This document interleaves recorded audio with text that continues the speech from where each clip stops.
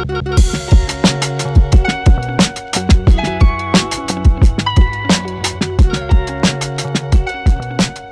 I'm Matthew Herzberg, and this is the Myopia Mindset. This is your weekly check-in for motivation, education, and inspiration. And we've got all three of those in this episode because my guest is another absolute legend. He's one of the all-time greats in our industry and one of the most respected minds in specialty contact lens design and orthokeratology. Dr. Kenneth Mahler, he's got decades of experience and a reputation for solving some of the most complex vision cases.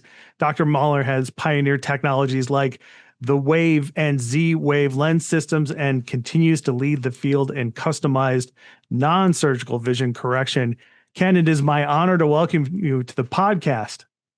Well, thanks a lot, Matthew. I really do appreciate the time to be here and to have a great conversation with you. We haven't had a chance to catch up in a few years since you had left the AAOMC. And so today is going to be a little bit of a catch-up time as well for us. For sure, for sure. And, you know, I think it's great to have you on the podcast for many reasons, but one of those reasons, and I was just talking with Carrie about this the other day, is that there's a generational divide in our industry. There's the pioneer generation. I call you guys the James Kirk generation. You were like, kicking in the door, trying everything new, and really didn't have the resources that today's generation has, the access that today's generation has. And I think there's a lot that we can learn from the pioneers. And I want to pass that all along to the audience. So very excited to have you here. All right, so let's get started with an overview of your practice and how you got into myopia control, orthokeratology, specialty lens design. Let's start there. So talk about your practice. All right, so my practice is a solo practice. It's only me, and it's a very trimmed down, lean practice. What's happened over the years is I have pretty much been able to cut away all of the things I really don't like doing and concentrate the entire practice on the things that I do love doing, which means that things like spectacles, which I've never really liked, things like neuro, even BV, none of that stuff really held a lot of interest for me. When it came down to anterior seg, cornea, contact lenses, and what can be accomplished all out there in that location, that's pretty much where it exclusively is now. And so as a result of that, the patients that sit in my chair either have a very messy cornea from things like refractive surgery, disease like keratoconus, pellucids, things like that nature, infectious sequelae, herpetic corneas, and traumatic injuries to corneas, lacerations, all of the things that can make a cornea messy, which then results in poor vision quality. In addition to the poor vision quality, obviously contact lenses not only provide a route to provide vision rehabilitation for those corneas, but from the mechanical and physical, it becomes very challenging to get a contact lens to sit on these eyes because of the fact that they are so irregular, and contact lenses were made for masses. And when you're making a product for the masses, that doesn't include all of the outliers, which are typically every single irregular cornea. What I've seen in the industry happen, certainly in the last 10 years, there's been a boom for scleral lens fitting because that takes the irregular cornea out of the picture. You're not even dealing with the cornea anymore mechanically, and you're getting it to lay outside there. And to some degree, that really does avoid a lot of the challenges that you do have with these very irregular corneas, but not entirely. And then on the other side of that, scleral lenses are not the end-all be-all to deal with irregular corneas. There are many corneas in many patients as a whole individual that are much better served with a corneal design, even though it's more challenging to get to fit. And so that's the stuff that's always held interest for me. It's the bulk of the practice, and then anyone, and this literally is, anyone else They're all in Ortho-k. Whether it's for vision correction, myopia management, they just don't want to wear glasses. And so the practice is 100% contact lenses. Of the 100%, 99.99% of it is rigid. But that division, which a lot of my colleagues are surprised, is still very, very heavily biased more on corneal lenses than sclerals. Even though obviously I fit many scleral lenses, I still fit more corneal lenses than I do scleral lenses. So that's the practice. I don't have any glasses. I don't do anything else other than contact lenses, unless someone happens to refer in a relative and it's not a contact lens case. But trust me, even if they come in for glasses, they don't get out without an earful of contact lens benefits. So, and many of them I will convert into contact lenses, even though they came in kicking and screaming, I don't want contact lenses. So that's pretty much 100% of the practice. And my route there has been to year by year cut away all of the things that I just really don't enjoy dealing with. Certainly one of my favorites and one of the first to go was glaucoma. I can't stand glaucoma. That doesn't mean I don't check for it, but as soon as I find anything that's suspicious, they're out of my chair and going to someone who really enjoys taking care of that type of problem. So that has allowed me to build my practice because of the fact that the referrals then go to doctors where I can give that doctor an earful when I have them on the phone about all the benefits of contact lenses. And please send me those contact lens cases. Even if you don't think it's a contact lens case, they just have bad vision. Send them in. I'll see if I can help them out. And so that's kind of how my journey has taken me to where I am today. Yeah. And, you can always define, an orthokeratologist, a myopia management specialist by their patients. And I've had the benefit of meeting some of your patients, like a Vision by Design, and you've taken on cases that, thinking about it, cases that like that you have docs that wouldn't touch them, sure. But you have cases that docs wouldn't even think are possible, like that you've done that I can only describe as like not to call you a mad scientist, but like a mad scientist style approach. And this, I imagine, came earlier. I remember you once telling me about how in the early days you would, call a lab and have them custom design the lenses according to your parameters. And you would sit down and just write out for like 10, 20 minutes, like all the parameters that you wanted exactly. This is before Wave. And so you have this mind that is constantly working to design these exceptional specialty lenses. So where did that come from for you? Did you know early on that you have the mind for it and you felt challenged by the prospect? Actually, I kind of lied, and my journey actually started earlier. If to get to me to where I am today, my journey actually started back about, I want to say, let's see, probably about 6 or 7 years prior to my entering optometry school.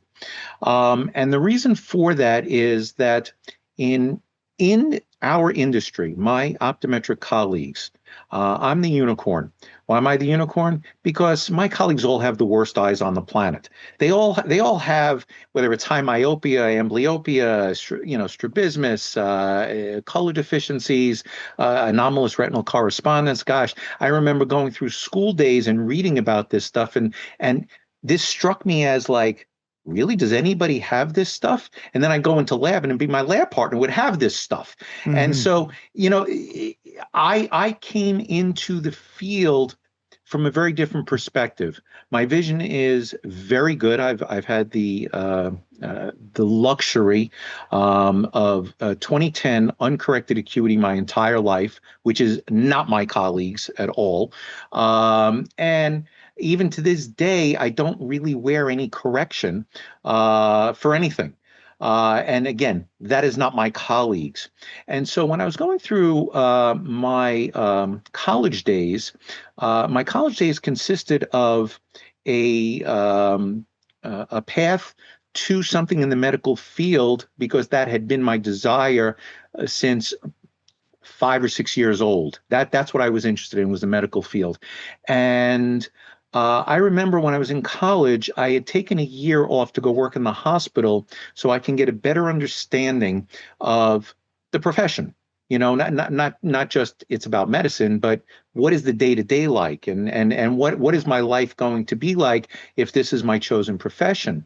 And after working in the hospital for a year, in the midst of I was working on a cardiac step-down unit, and that meant that all the patients that were on the floor had just had open heart surgery within 12 to 24 hours prior.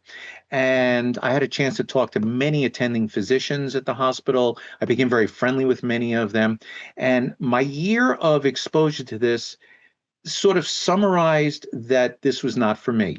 Despite the fact that I had all this interest in the science and the medicine itself, the practice didn't interest me as much.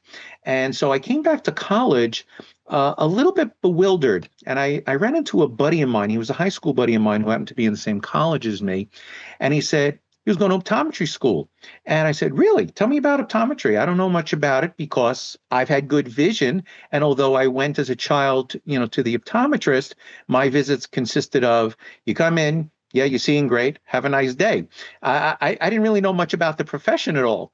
And so I talked to him, and from his description, I said, that sounds kind of interesting to me. Let me go see what I could find out about the profession. And so I went to work for an optometrist in the office as a technician. This is back 1980, 1979, 1980. So couple of years ago. And it happened to be a contact lens only practice. And that was just by dumb luck that I happened to waltz into that practice, which interestingly, without mentioning any names right now, the successors to that practice are colleagues that I'm friendly with now today. But anyhow, I worked there. And part of my job duties, because this was at the end of the 70s, was measuring rigid lenses, modifying rigid lenses, putting them on eyes. As I was there a little longer, I learned to assess them with fluorescein and all. And this was like a whole new world to me because I didn't know anything about any of this stuff. And I was really, really taken by this stuff. This was phenomenal to me because it was almost like the perfect intersection of the medical stuff, the biological fascination that I have, the physics, and the engineering that I really appreciate. It was like the crossroads of everything that makes me tick. And I said, boy, this is really good stuff. And so I kind of had that laid out prior to my optometric entrance into school. And when I went through school, this was kind of in the background of my mind of that this is kind of where I want to head to. Now, of course, when I was in school, I had a lot of other interesting topics that hit me and they kind of piqued my curiosity. But once I got out of school, I was right back on this. And so I joined up a practice that at that time, that physician had been a 30-year hard lens fitter. So we're talking about back from the 50s. And when that's all there was. There were only hard lenses, right? And ironically, you see how things come full circle. Scleral lenses are the hot ticket today in rigid lens technology. When I showed up in that office, I was in the laboratory, kind of going through the drawers, and I found casting equipment for scleral lenses because this is what he had done as a young practitioner. And I said, really, you did this stuff? Wow, that is awesome stuff. So anyhow, I worked there to really develop the chops, to do what needs to be done, because coming out of school, I just didn't have what I needed. And I knew that I didn't have what I needed. I didn't have enough exposure. I certainly didn't have any experience to walk into rigid lens technology, even back then. And I worked there for a few years and then went out on my own. And when I went out on my own, I started the private practice. I did have spectacles at the time. I remember every day walking into the office, sneering at the dispensary wall of glasses, saying, boy, there's an awful lot of money tied up there that I really can't stand tying up. Yeah. But it's okay. Yeah, I understood I had to have that there because I was making a practice up from scratch and, it had to go somewhere. But very, very quickly, I was able to sort of trim all of that stuff down, get rid of all that stuff, and really concentrate on the contact lens stuff. And myopia management, orthokeratology, this stuff was gold. Right. No one else was out there really doing this stuff. So, to some degree, it was really the Wild West for those of us that were in the trenches with this stuff at that time. And yeah, over the years, it's definitely become a little bit more popularized in the professional communities. Still not as much as it should be out in the public, but even there, it's very different today than it was, back in the 90s. In Yeah. the 90s, you mentioned orthokeratology and they looked at you like you just cursed at them. And, Right. and today I'll mention orthokeratology at the end of an exam, such as, oh yes, you're nearsighted and you can have glasses, you can have contact lenses, you can have orthokeratology, which has been my speech back from when I entered practice. And today, instead of getting met with like a look of what did you just say to me, said, oh, I heard something about that. Can you tell me Yeah, a little more? And so I have seen the change. The change has been very slow, and I still think we have a long way to go with that. But for it sure. really is much better today than it was back then. Now, interestingly enough, uh, and this always comes as a shock to a lot of the docs that I train, which I can get into in just a second, but I have many, many, many more adults in orthokeratology than I do kids. And the reason is because of where I started. This Right. was a form of vision correction. Myopia management was an unheard of term back then in the public, whereas people were hearing about laser surgery and they might have been a little skeptical, concerned, fearful. And I said, well, that's okay. We have orthokeratology, and that's a much safer avenue, and it has a lot of benefits over refractive surgery. So maybe you'd like to do, think about this as an option. They'd say, well, tell me more about that. And these, of course, are adults. That would have been a much tougher sell to their child Hmm. because they didn't even know anything about it, and it would come across as voodoo or snake oil or something like that. But for them, it's like, all right, yeah, let's see how that works out for me. And then maybe the child will come along afterwards. So as a result, even to this day, here it's 2025, I still have many, many more adults in Ortho-k than I do kids. And any of the newer guys that have come along who have ventured into the adult arena are very quickly met with, they can't get away with subpar results. Right. Adults won't tolerate that. First of Right. all, kids can adapt to everything. So even if it's a bad result, the kid's happy. But you take a look at an adult and they can't drive at nighttime or at nighttime in the rain, and they're in your chair complaining. The bar is elevated for the adults because you have, generally speaking, poorer tier qualities, higher visual demands. Uh, God help you when presbyopia hits. You've got to deal with that. Yep. That stuff even for the general contact lens population. So you have to address all of these things with the adult that are basically non-issues for the child. So the adult arena is kind of a very different arena to get orthokeratology successful in, and you really have to ramp up your skill set to be able to deliver the results that the Totally. adults need. Yeah. So when I started seeing more kids, because the parents were coming in asking for Ortho-k for myopia management, I was like, wow, these are virtually all slam dunks. They're really easy to get Yeah. successful, almost regardless of what's going on with the kid. So that's a little bit different, I think, in my perspective, versus a lot of the newer guys that are coming along with, kind of entering the orthokeratology from the myopia management option, and kind of adding in orthokeratology with whatever other things they're trying to implement in their practices. And as a result, their orthokeratology tends to be very different than what I think of in terms of Ortho-k coming up from all those years ago. Yeah. And I've got a number of questions. I love everything that you said. I've got a number of questions, so bear with me here. But the Sure. first the first thing I want to ask you about is, because you mentioned the newer gen, right? And your Right. generation, because private practice was the domain of Ortho-k primarily, you all were looked at like you were snake oil salesmen by other optometrists. I remember those days. I remember working the booth for the AAOMC as a snot-nosed kid, and trying to talk to ODs at meetings about Ortho-k, and they're like, "Oh, that's unethical. You shouldn't do that, especially not to a child." And I was like, "I know hundreds of docs who are doing it every day. Well, are you kidding me?" So, but do you think that we've kind of like the new generation faces that as an obstacle? Because private practice is kind of a dream now for somebody coming out of optometry school. Are we going to see less and less orthokeratologists at a higher level because of that, in your opinion? Well, I think there's a couple of answers to that, and it's going to be hard to predict how it's going to shake out because going through my formal training in school, I heard about orthokeratology. I got exposed to it for maybe a half an hour to an hour out of my entire 4-year career. But at least I was exposed to it, Right. and there was something presented to me.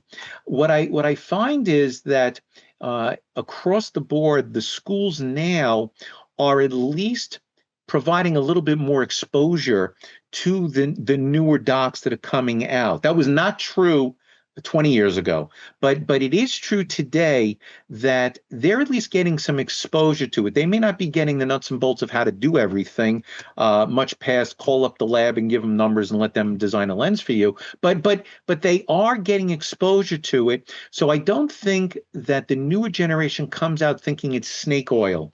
And you're absolutely right. That's exactly what it was like.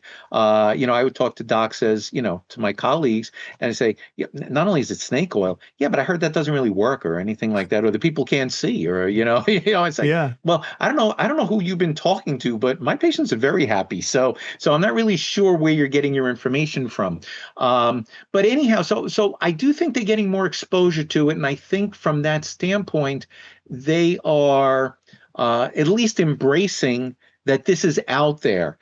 Whether or not they do it or not, or maybe refer to a doc that feels more comfortable doing it, that's a different story. But I don't think it comes across to the graduating classes as snake oil any longer. I think there's enough validation out there, certainly through the studies that have been done, which is fantastic. Of course, we need more of them, but through the studies that have been done, as well as the actual formal presentation of this to them during their educational career, I don't think that it's quite as bad as it was when I went through school, or even a little after I went through school.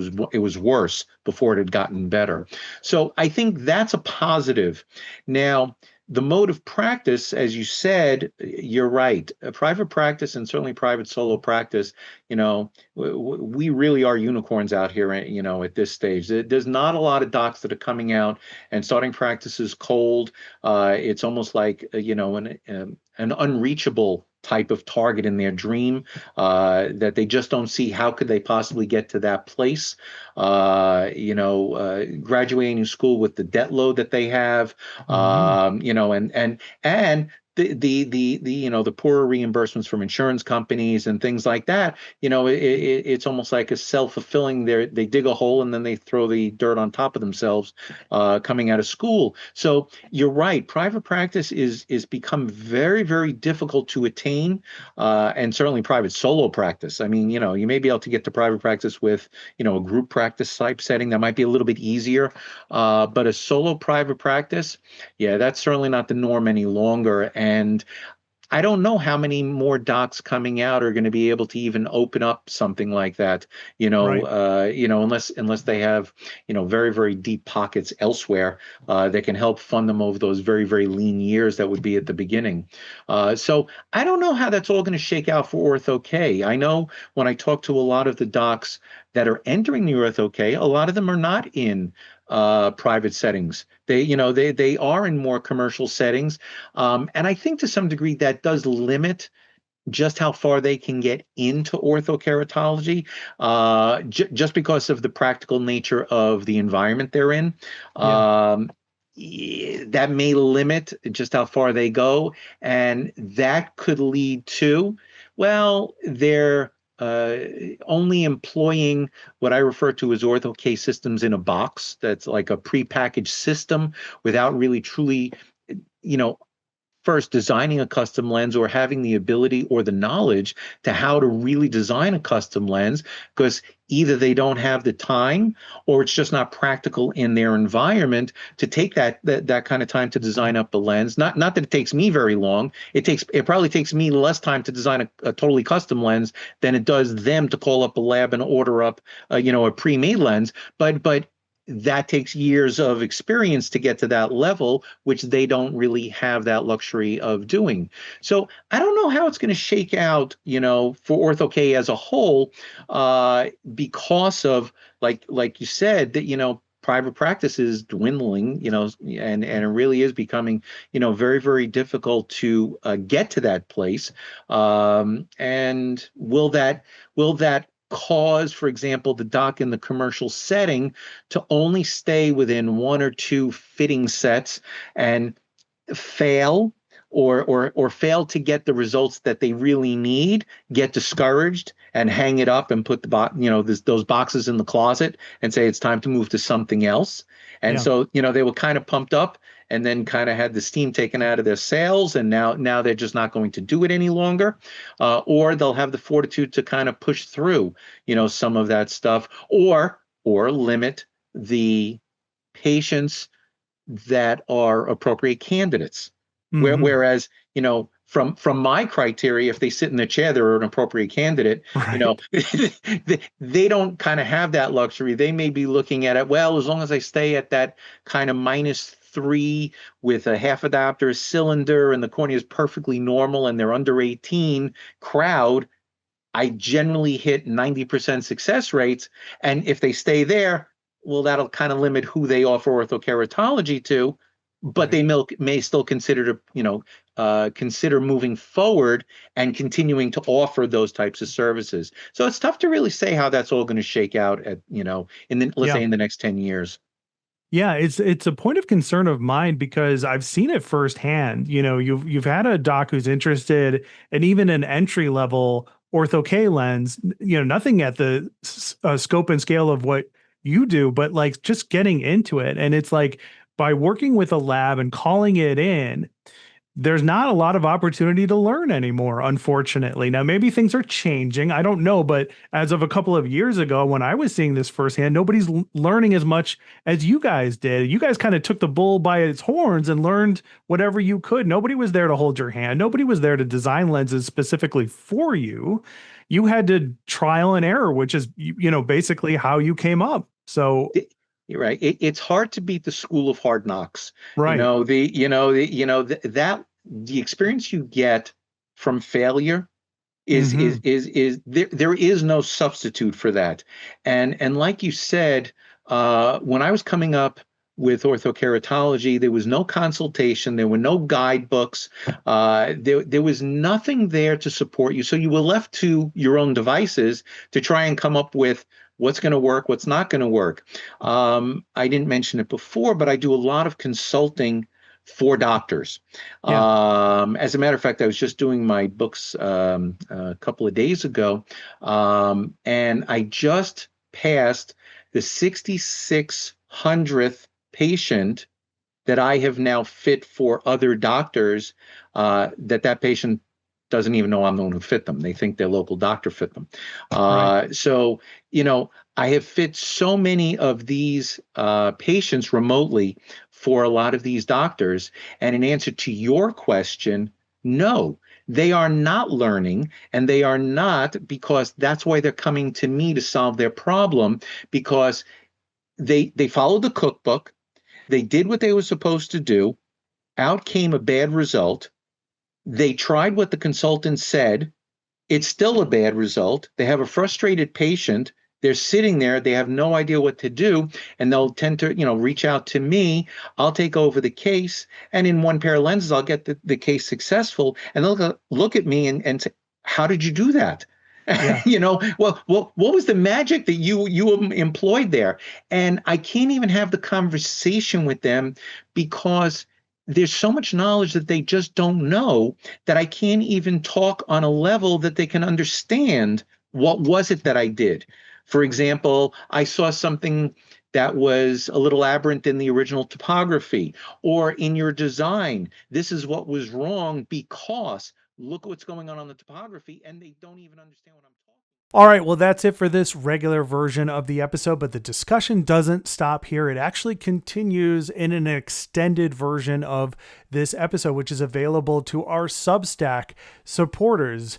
You can, if you're interested in getting the rest of the episode, consider becoming a paid supporter of the Myopia Mindset. In addition to an extended version of this episode and every other episode that we do, you'll also get access to exclusive monthly bonus episodes of the Myopia Mindset. And I know you're interested. You've made it this far. And for the cost is $12 a month, which is basically the cost of a cup of coffee each and every week. And that's how I like to put it. Listen, if you would buy me a cup of coffee each and every week to nerd out about myopia, to bring on amazing guests, to spread the word about how awesome myopia management is and how more ECPs should be engaged in this specialty, then please consider becoming a paid supporter of the Myopia Mindset.